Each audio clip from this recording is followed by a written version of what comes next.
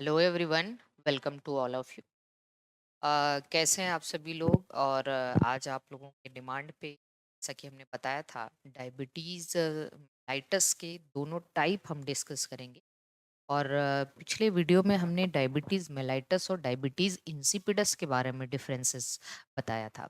आज के वीडियो में हम डायबिटीज़ मेलाइटस जो इंसुलिन के एबनॉर्मलिटी की वजह से होता है, उसको डायबिटीज़ मेलाइटस कहते हैं। इनके दोनों टाइप के बारे में डिस्कस करेंगे। डायबिटीज इंसिपिडस एडीएच की डेफिशिएंसी की वजह से होता है। ये हमने पिछले लेक्चर में डिस्कस किया हुआ। तो देखिए, जो डायबिटीज मेलाइटस है, जो इंसुलिन इंसुलिन की आप कह सकते हैं कि एबनॉर्मलिटी है, इंसुलिन की प्रॉब्लम है। ये दो तरीके का होता है। एक है टाइप 1 डायबिटीज और दूसरा है टाइप 2 डायबिटीज।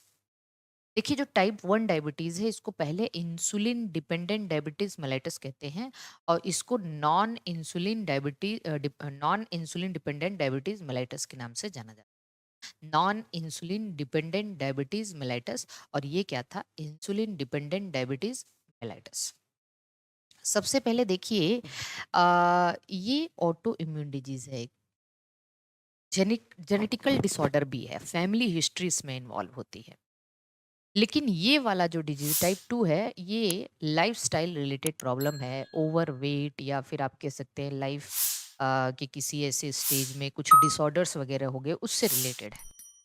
आपके खान पान से रिलेटेड है। लाइफ स्टाइल रिलेटेड प्रॉब्लम है। दूसरी चीज़ है कि कहीं भी अगर बॉडी में कहीं भी कोई भी ऑटो इम्यून डिजीज होता है। ऑटो इम्यून डिजीज क्यों होता है? क्योंकि जब हमारी खुद की इम्यूनिटी हमारे ही ओन सेल्स को नॉन सेल्फ मानने लग जाए, फॉरेन समझने लग जाए, और उसके अगेंस्ट एंटीबॉडी बनाना शुरू कर दे, और उन अपनी ओन सेल को डिस्ट्रॉय करने लग जाए, इसको हम लोग ऑटो इम्यून डिजीज के नाम से जानते हैं। अब ऑटो इम्यून डिजीज है तो कहीं ना कहीं किसी न किसी स्ट्रक्चर के अगेंस्ट यहाँ पे एंटीबॉडी बनेगा और वो सेल नष्ट होगी। इसमें एंटीबॉडी क्या होता है? Formation of antibodies against beta cell of pancreas. क्योंकि बीटा सेल जो है, बीटा सेल ऑफ पेनक्रियाज, आप कह सकते हो, पेनक्रियाज के बीटा सेल से इंसुलिन सिक्रीट होता है और बीटा सेल ही डिस्ट्रॉय होने लग जाता है। उसी के अगेंस्ट जो है एंटीबॉडी प्रोड्यूस होने लग जाता है। अब उसके अगेंस्ट एंटीबॉडी प्रोड्यूस होगा तो बीटा सेल का जो है क्या होने लग जाएगा? डिस्ट्रक्शन, और इंसुलिन ही प्रोड्यूस नहीं हो। जब इंसुलिन नहीं प्रोड्यूस हो पाएगा तो आप कह सकते हो कि यहाँ पे एक तरीके का डायबिटीज हो जाएगा, और जिसको हम लोग डायबिटीज टाइप 1 कहते हैं। मोस्टली ये चिल्ड्रन और जुवेनाइल स्टेज में, टीनेजर्स में देखा जाता है। ऐसा नहीं कि ये लाइफ के किसी भी स्टेज में हो सकता है, 40 के पहले ही, लेकिन ज्यादातर ये बच्चों में देखा गया है। इसीलिए इसको ऑल्सो नोन है जुवेनाइल डायबिटीज। इसको हम लोग जुवेनाइल डायबिटीज के नाम से भी जानते हैं। पहली चीज। दूसरी चीज आप ये देखेंगे इसी में, ओनली 5 टू, ये बहुत रेयर होता है। टाइप 1 डायबिटीज बहुत रेयर होता है। केवल 5 से 10% केसेस इसके दिखाई देते हैं। और इसका जो इसमें सिम्टम्स आना शुरू होता है, वो बहुत ही सडन होता है। अचानक से सिम्टम आएगा, और अगर ये क्योर नहीं किया गया या इस पे ध्यान नहीं दिया गया तो फेटल भी हो सकता है, डेथ भी हो सकती है। और वैसे भी ये कैन नॉट बी क्योर। आपको पूरे थ्रू आउट लाइफ जो है इंसुलिन लेना पड़ेगा, क्योंकि आपकी सेल इंसुलिन प्रोड्यूस नहीं कर पा रही है। ये जेनेटिकल डिसऑर्डर भी है एक तरीके से। फैमिली हिस्ट्री भी यहाँ पे इन्वॉल्व है।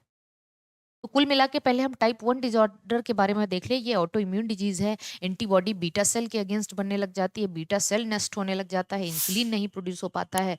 ये टीनेजर्स और बच्चों में देखा गया, इसलिए इसको जुवेनाइल डायबिटीज कहते हैं। ये 5 से 10% केसेस है। ऑनसेट है इसका सडन, जो ऑनसेट इसका सडन है।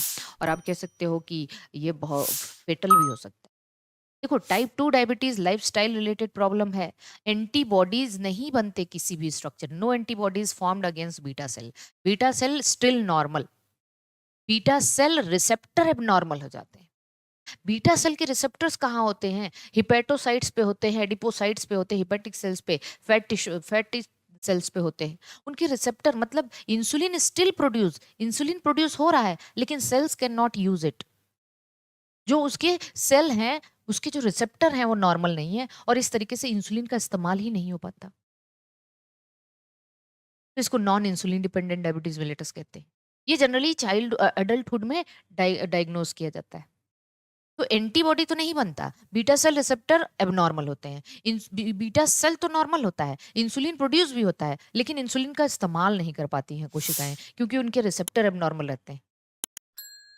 अब ये एडल्ट में देखा जाता है।